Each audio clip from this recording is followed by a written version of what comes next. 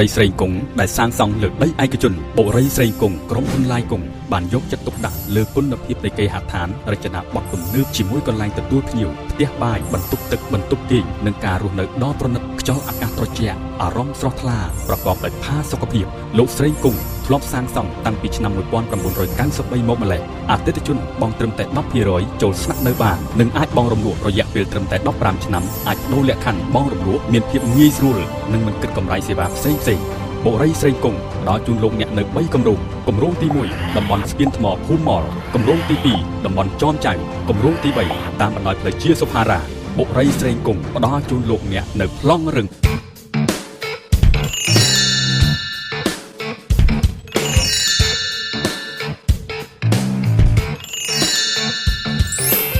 សើបៀកដែលល្អគ្មានគូប្រៀបមិនក៏មិនលៀបថ្នាំទ្រនាប់មកអេកស្ត្រាថ្មីក្លិនតិចការពារមានប្រសិទ្ធភាព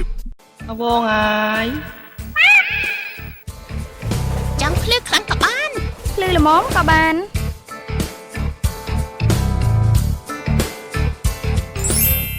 ខាំផែនថ្នាំពណ៌ជាតិ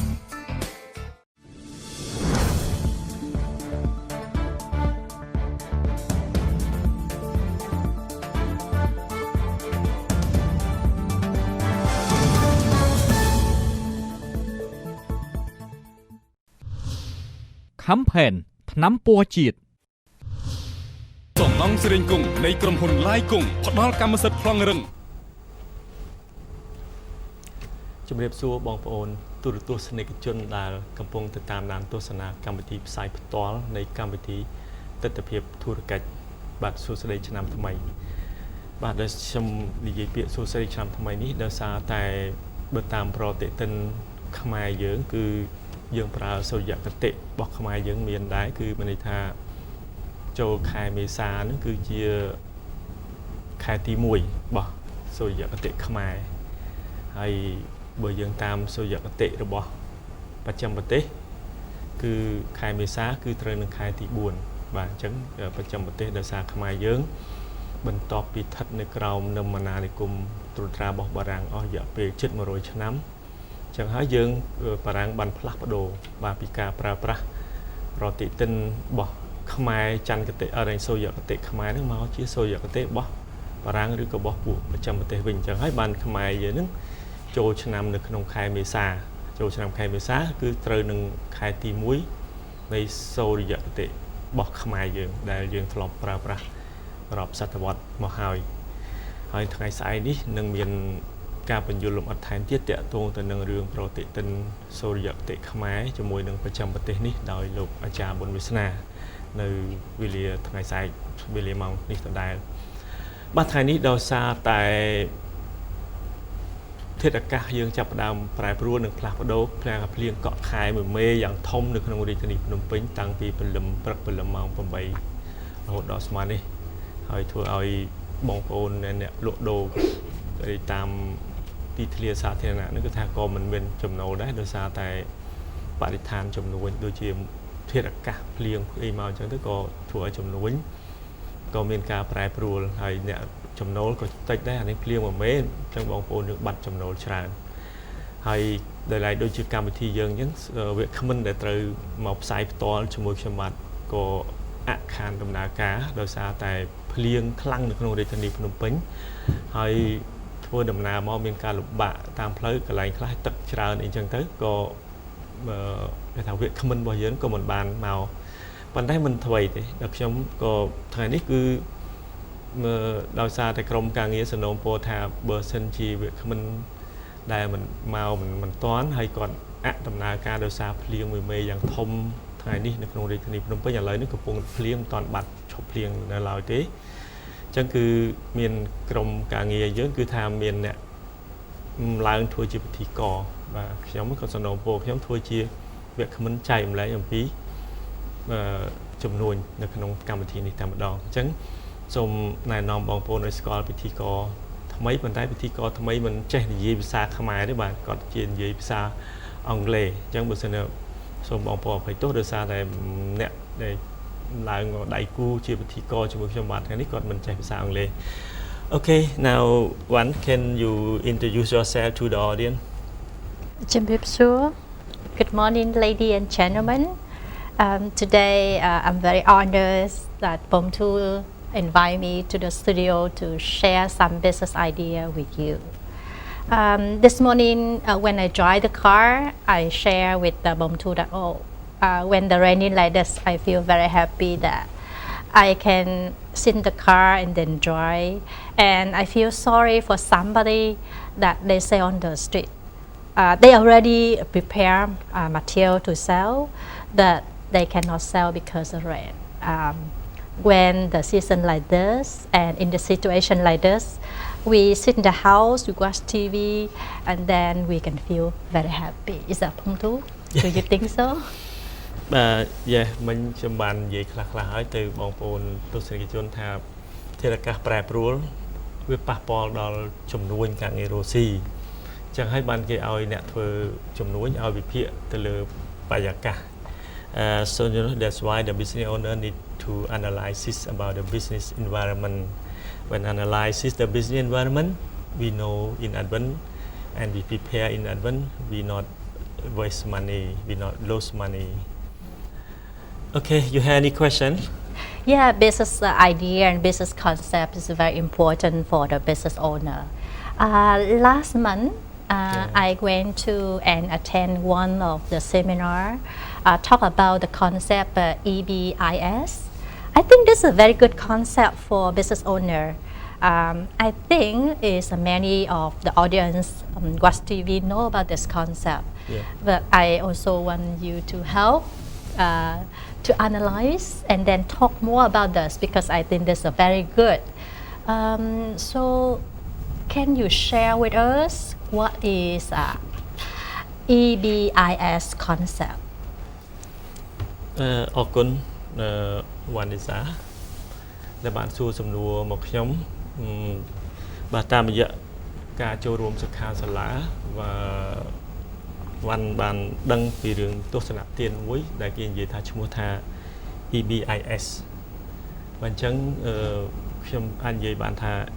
ESBI ក៏បានដោយសារមានអក្សរពីភាសាអង់គ្លេសចំនួន4គឺមានអក្សរ E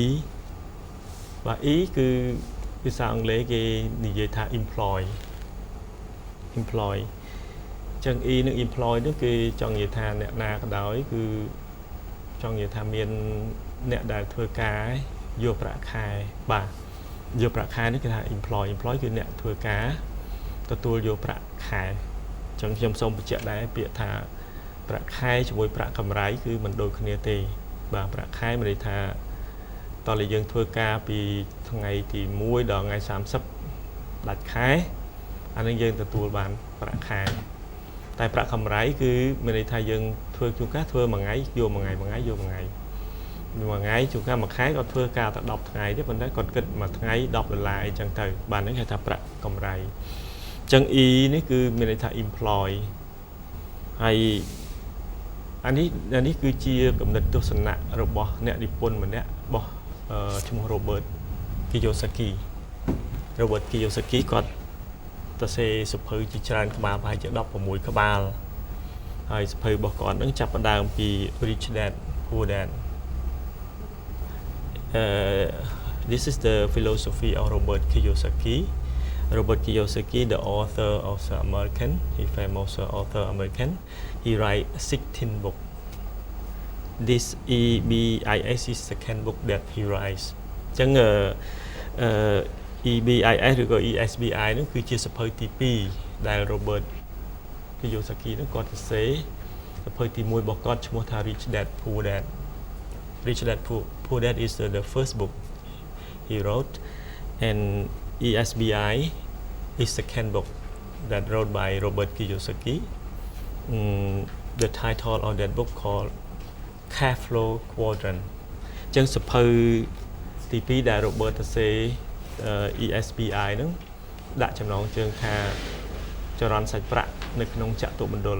បាទចតុមណ្ឌលគឺមណ្ឌល4ហ្នឹងគឺមណ្ឌល E មណ្ឌល S មណ្ឌល B មណ្ឌល I នេះឯង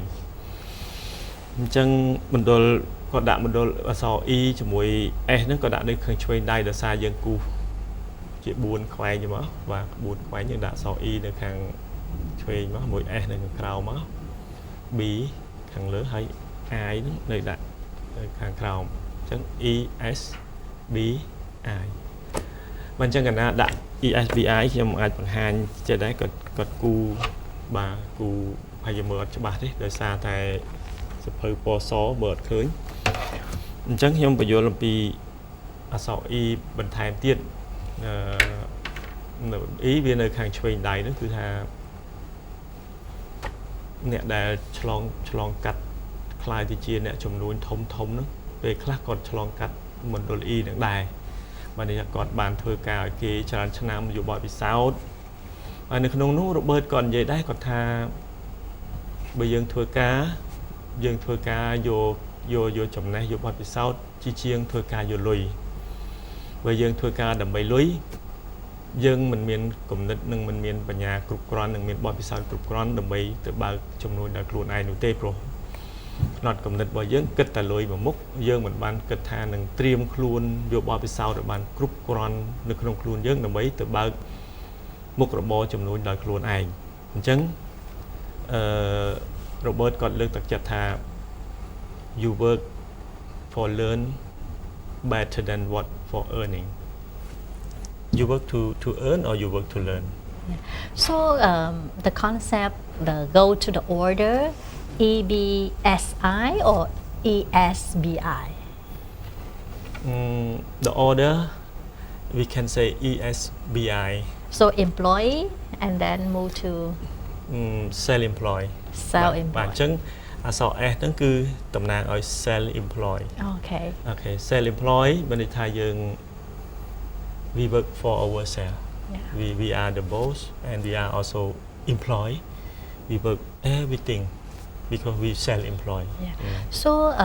E is employed S is self employed And how about B B is like business system the owner before for example they are self-employed and they move from self-employed they set up their business system they move to B So you can share comment អញ្ចឹងឥឡូវខ្ញុំនិយាយខ្មែរដោយសារមិញចប់គាត់សួរឆ្លើយច្រឡំមាត់ឆ្លើយអង់គ្លេសបាទអញ្ចឹង self-employed គឺមានន័យថាយើងជាម្ចាស់ខ្លួនឯងយើងអត់មានធ្វើការនៅណាទេគឺដូចជាបងប្អូនដែលរស់ស៊ីលក់ដូរអាហ្នឹងគឺតាមផ្លូវទីធ្លាសាធារណៈដែលមិនបានទៅលក់នៅសាភ្លៀងថ្ងៃហ្នឹងគឺគ្រប់ពួកគាត់ទាំងអស់សុទ្ធតែជា self employed ហើយដូចជាមេធាវីបាទមេធាវីដែលគាត់ធ្វើការដោយខ្លួនឯងធ្វើការមិនមានអ្នកណាមកធ្វើឲ្យគាត់ទេបើគាត់ធ្វើការឲ្យខ្លួនឯងក៏គាត់ជាប្រភេទអ្នក self employed ដែរហើយបើលោកគ្រូពេទ្យក៏អញ្ចឹងដែរគ្រូពេទ្យដែលគាត់ចាក់ថ្នាំនៅតាមផ្ទះហ្នឹងអាហ្នឹងគ្រូពេទ្យក៏ជាអ្នក self employed ដែរដោយសារគាត់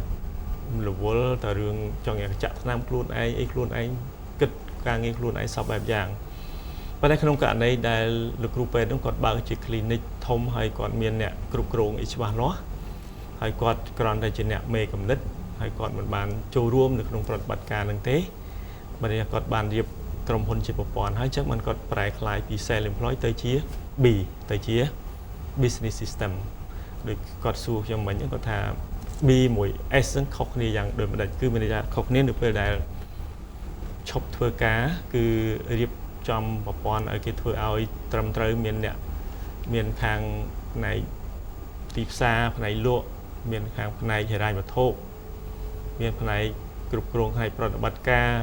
ហើយនឹងមានអ្នកផ្នែកធនធានមនុស្សដែលជួយចាត់ចែងឲ្យគាត់គ្រាន់តែជាអ្នកបង្កើតនូវក្តីសុបិនហើយឲ្យអ្នកគ្រប់គ្រងទូទៅនឹងជាអ្នករៀបចំផែនការសម្រាប់នៅក្តីសុបិនរបស់គាត់នោះប៉ុន្តែគាត់បានប្រែកាយពី self employed ទៅជា B ទៅជាម្ចាស់ប្រព័ន្ធម្ចាស់អាជីវកម្មដែលមានប្រព័ន្ធបាទនេះគឺយើងចេញដំណើរពី self employed ទៅជា B and that is I explain from we move from self employed to B to business owner that have a system So you already share with the audience EBS is mean employee S is self-employed and then B is business system so the difference between S and B is mean that the B the system bigger than S even though B also will do the business by themselves. But the system bigger than as it means self-employed. Is that correct? Not really. Okay. Just now I already explained to the audience about that. But now I speak English. But for improve the listening skill for our audience in English. You know, they sell S means self-employed mean that, for example, like lawyer, they work by themselves. Nobody work for them. Okay. And also like doctor, they treatment at home. Their treatment at home, they inject by themselves. They working hard every day. So some doctor he work in the public hospital, and that is he work for salary. That is he employ. When he go back home, he treatment at home. He inject and treatment the patient at home. That is they call he play role as a self-employed. Okay. When his clinic at home bigger and bigger, and he have the system like he have the operation team, he have financial team, he have marketing and sales team, and he also have human resource team to control his business system, and he have one operation manager to work for him. He not work anything. He just create a dream for his director or his operation manager to set up the plan, follow his dream, to run the clinic or to run the hospital for him. He not work anything, that he move from S to B to become business owner that have business system. Okay. So my understand that is as a self-employed also have the old business, but that business owner have to work by themselves. Yeah. They have to run the business by themselves. Yeah. But B is like he or she can rent, can hire someone work for them. Yeah. They can just like the chairman or chairwoman chair the business only. Yeah, And then you are right. they can hire CEO or manager work for them. Yeah. Right? Yeah, you are right. I understand. Okay, thank you. អញ្ចឹងខ្ញុំកញ្ញាតសម្រាប់មួយ flat សិនហើយបន្ទាប់ពីសម្រាប់នឹងមានសំណួរបាទគាត់សាកសួរបន្ថែមទៀតតាក់ទងទៅនឹងទស្សនវិជ្ជាហិរញ្ញវត្ថុរបស់លោក Robert Kiyosaki នៅពេលនេះសូមកញ្ញាតសម្រាប់មួយ flat សិនបាទ ស្វាគមន៍មកកាន់បុរីស្រេងគង់ដែលសាងសង់លើដីឯកជនបុរីស្រេងគង់ក្រុមហ៊ុនឡាយគង់បានយកចិត្តទុកដាក់លើគុណភាពនៃគេហដ្ឋានរចនាបថទំនើបជាមួយកន្លែងទទួលភ្ញៀវផ្ទះបាយបន្ទប់ទឹកបន្ទប់គេងនិងការរស់នៅដ៏ប្រណិតខ្យល់អាកាសត្រជាក់អារម្មណ៍ស្រស់ថ្លាប្រកបដោយផាសុកភាពលោកស្រេងគង់ធ្លាប់សាងសង់តាំងពីឆ្នាំ 1993 មកម្ល៉េះអតិថិជនបង់ត្រឹមតែ 10% ចូលស្នាក់នៅបាននិងអាចបង់រំលោះរយៈពេលត្រឹមតែ 15 ឆ្នាំអាចដូរលក្ខខណ្ឌបង់រំលោះមានភាពងាយស្រួលនិងមិនគិតកម្រៃសេវាផ្សេងៗបុរីស្រេងគង់ផ្ដល់ជូនលោកអ្នកនៅ 3 គម្រោងគម្រោងទី 1 តំបន់ស្ពានថ្មភូមិមលគម្រោងទី 2 តំបន់ចោមចៅគម្រោងទី 3 តាមបណ្ដោយផ្លូវជាសុផារ៉ាបុរីស្រេងគង់ផ្ដល់ជូនលោកអ្នកនៅប្លង់រឹង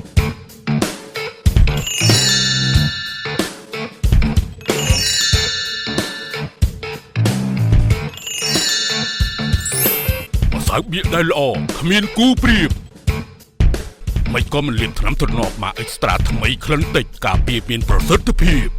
អវងហើយ ចង់ភ្លឺខ្លាំងក៏បាន ភ្លឺល្មមក៏បាន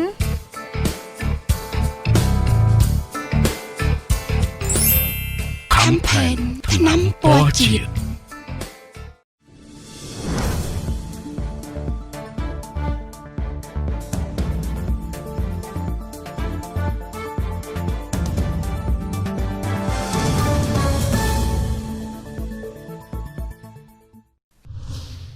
Campaign ថ្នាំពណ៌ជាតិ សំណង់ស្រេងគង់នៃក្រុមហ៊ុនឡាយគង់ផ្ដល់កម្មសិទ្ធិប្លង់ So thank you Bongtu that is give me more idea for me to understand about EBSI. Especially that when I'm in the seminar, I'm not really understand what difference between S and B. But you give me a very good example that I can understand what difference between S and B. So we can move from E to B or E, S and B depend on the situation of the business owner. Is that correct? បាទ ត្រឹមត្រូវអញ្ចឹងនៅក្នុងមណ្ឌលទាំង4ហ្នឹងគឺយើងអាចចេញដំណើរពីណាទៅណាក៏បានហើយយើងអាចអ្នកខ្លះចូលលើមណ្ឌលទាំង4ហ្នឹងក៏មានដែរបាទមានន័យថាអ្នកខ្លះធ្វើការដូចជាខ្ញុំឧទាហរណ៍ខាងដើមមិញហ្នឹងដូចជាលោកវិជ្ជបណ្ឌិតហ្នឹង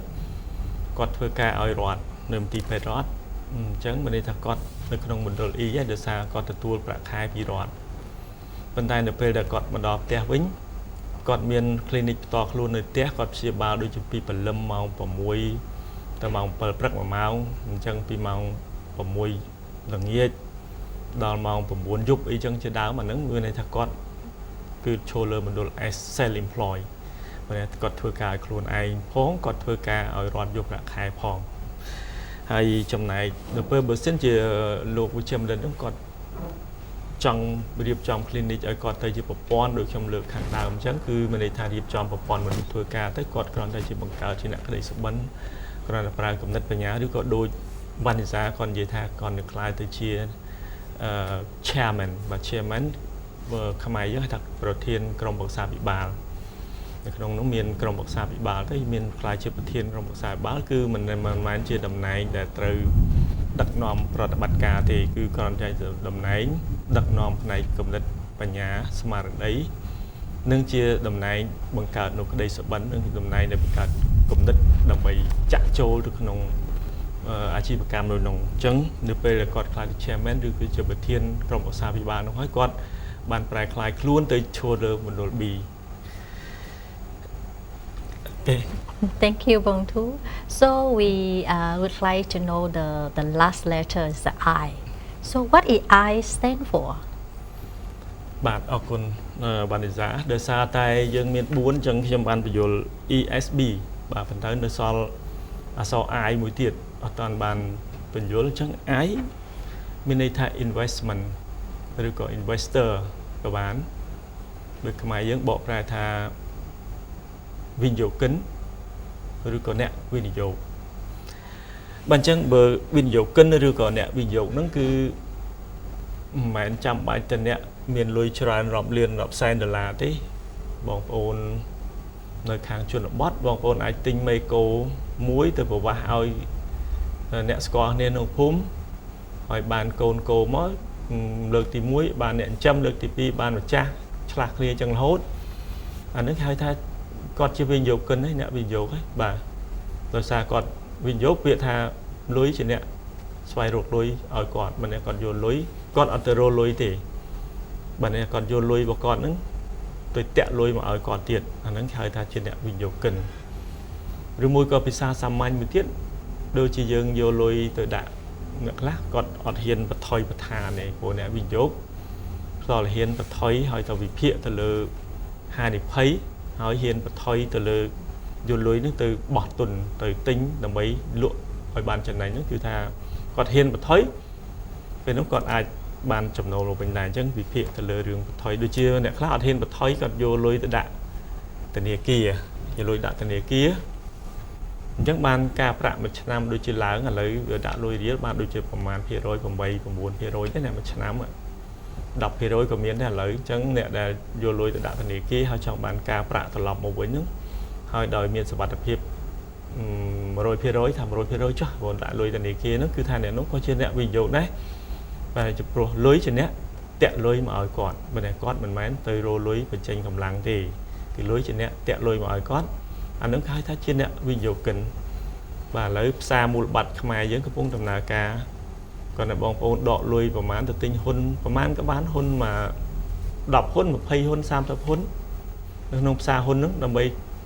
ទុកឲ្យហ៊ុនហ្នឹងវាឡើងទៅយើងលក់ទៅវិញហ្នឹងពេលនោះយើងខ្លាយខ្លួនទៅជាវិនិយោគិនបាទអញ្ចឹងមិនមែនចាំបាច់ដល់អ្នកធំដុំមានលុយរាប់លានរាប់សែនគេហៅថាជាវិនិយោគិនទេបាទហើយដូចគាត់ថាអ្នកប្រវាស់គោក៏វិនិយោគិនដូចជាអ្នកលេងតុងទីននោះក៏ជាវិនិយោគិនដែរលេងតុងទីនហ្នឹងដោយសារយកលុយទៅតាក់លុយចាំកើបតុងទីនហ្នឹងប៉ុន្តែតុងទីននឹងហានិភ័យខ្ពស់ជាងធនាគារប៉ុន្តែតុងទីនអាចកើបមកបានក៏បានលុយច្រើនគូសមដែរអញ្ចឹងតុងទីនអាហ្នឹងគឺយើងនៅក្នុងដែលខ្ញុំបញ្យល់ពីមណ្ឌលអាយហ្នឹង Thank you, Bom too. So now we already share about ESBI, E employee, employment, S is self-employment, B business system, and I is investment. So the way we move like EBSI or ESBI. So any case that we move from E to I. Okay, I speak English short and then I speak Khmer. Yeah. Okay. You know, we can stand for two quadrants. We can stand E and also can stand I. You know, some people they working in the company, some people they working for the government. They also have some money to put in the bank. Put in the bank also have interest. For now, Khmer real high interest for 10% per year. So he get two sources of cash flow from salary and from bank interest. When bank interest, he become investor. Salary from the government, he is employee. So one people can stand for two quadrants. ចឹងមិនដូចខ្ញុំបាននិយាយខាងដើមអញ្ចឹងឬគាត់ឆ្ងល់ថាយើងផ្លាស់ប្ដូរពីមណ្ឌលមួយទៅមណ្ឌលមួយយ៉ាងម៉េចគឺអានឹងទៅតាមកលៈទេសៈជាក់ស្ដែងរបស់បុគ្គលម្នាក់ៗទៅតាមស្ថានភាពជុំវិញយើងឱកាសដែលយើងវិភាគឃើញថាយើងធ្វើទៅបានអ្នកខ្លះគាត់ធ្វើការប៉ុន្តែគាត់ក៏ឆ្លៀតទៅទិញដីដែរបាទធ្វើការហ្នឹងគឺយកប្រាក់ខែប្រភពចំណូលពីប្រាក់ខែប៉ុន្តែគាត់មិនសមលុយនឹងបានគាត់យកទៅទិញដីម្ដុំដើម្បីទុកឡើងថ្លៃលក់អញ្ចឹងវាគាត់ជាអ្នកឈរលើមណ្ឌល E ជាអ្នកធ្វើការស៊ីប្រាក់ខែផងគាត់ក៏ជាអ្នកវិនិយោគិនដែរបើថាទិញដីយកទៅលក់ទៅយើងចំណេញទៅលើដើមទុនអង់គ្លេសហៅ capital gain ហ្នឹងគឺថា capital gain គឺចំណេញលើដើមទុនហ្នឹងគឺមិនថាគាត់ឈរលើមណ្ឌល 2 ទាំងមណ្ឌលធ្វើការឲ្យគេទាំងមណ្ឌលវិនិយោគិនSo Bong too, I understand that is for example I have money, I put in the bank and have interest, so I already investment, correct? Yes, you are right. So if I have money, I buy gold, and then I'm waiting until the gold increase the price and then sell. So that's saving or investment? That is investment. Oh, that's also investment. Yes, because investment. We have one more word they call capital gain. You gain. So you can share that in example. បាទមិញគាត់និយាយថាបើសិនជាទិញមាសទុកចាំឡើងថ្លៃហើយយើងលក់មាសវិញហ្នឹងតើយើងជាអ្នកសន្សំលុយឬក៏ជាអ្នកវិនិយោគិនបាទហ្នឹងគឺជាអ្នកវិនិយោគហើយដោយសារយើងយកលុយទៅទិញមាសលុយហ្នឹងទុកយូរឡើងថ្លៃអញ្ចឹងលុយហ្នឹងវាតាក់លុយឲ្យយើងថែមទៀតហ្នឹងយើងជាវិនិយោគិនដែរបាទ So again that example, if I buy gold, the gold is not increase the price, so the price the same, so that's saving or investment? That is also investment because the investment you face with the risk. So if the good investor, they good analysis on risk. Okay, so if I keep money at home, so that's saving. If I use that money to buy gold or buy US dollar, to wait until one day the exchange rate increase or the gold increase, that's investment because I take risk. Yes. So any saving have take risk, that's investment. Is that correct? You know the. You can answer me. គាត់ចង់ឲ្យបែងចែកច្បាស់រវាងពាក្យសន្សំនិងពាក្យវិនិយោគ បើយើងនិយាយថាពាក្យថាសន្សំមួយម៉ាត់វាជាការវិនិយោគនឹងឯងសន្សំក៏ជាការវិនិយោគដែរព្រោះអីយើងដាក់នៅក្នុងធនាគារវាមានកងមួយកងសន្សំនិង saving account និង fix អីចឹងជាដើម saving ក៏គេមានសន្សំក៏គេមានឲ្យការប្រាក់យើងតិចតួចមកយើងដាក់ដកចេញដកចូលនឹងតិចតួចហ្នឹងក៏ជាការវិនិយោគដែរបាទឲ្យតែយើងថាសន្សំហ្នឹងទុកហ្នឹងគឺថា Okay, so it's now is the time for the show end. So maybe you can thank you for sharing with me and the audience. So okay, thank you, Waniza, that come to the stage with me today. You the first time, but you talk very good. Thank you. On TV, and your question very clear for our audience understand and very easy to understand បាទសូមអភ័យទោសដែរដោយសារតែពិធីករមិនចេះភាសាខ្មែរចឹងគាត់ទៅជែកជាភាសាអង់គ្លេសប៉ុន្តែខ្ញុំអាចនិយាយទាំងខ្មែរទាំងអង់គ្លេសទៅជាមួយដើម្បីឲ្យងាយយល់អញ្ចឹងអ្នកសួរក៏ចង់យល់ដែរក៏ចង់ដឹងរឿងនឹងដែរហើយអ្នកស្ដាប់ក៏ចង់ដឹងទាំងអស់គ្នាអញ្ចឹងបានន័យថាយើងអាចរៀនសូត្រជាមួយគ្នាតាមរយៈទស្សនវិជ្ជារបស់ Robert Kiyosaki ដែលសេសភៅទី2ឈ្មោះចំណងជើងថា Cashflow Quadrant ឬខ្មែរយើងថាចរន្តសាច់ប្រាក់នៅក្នុងចតុមណ្ឌលសូមអរគុណចំពោះការតាមដានទស្សនាខ្ញុំបាទជួនធូជាមួយវណ្ណិសាជម្រាបលាពីទស្សនិកជនតែត្រឹមនេះហើយបន្តពីម៉ោងនេះទៅនឹងមានកម្មវិធីមួយទៀតឈ្មោះថាចក្ខុវិស័យថ្មីបាទជម្រាបលាបាទ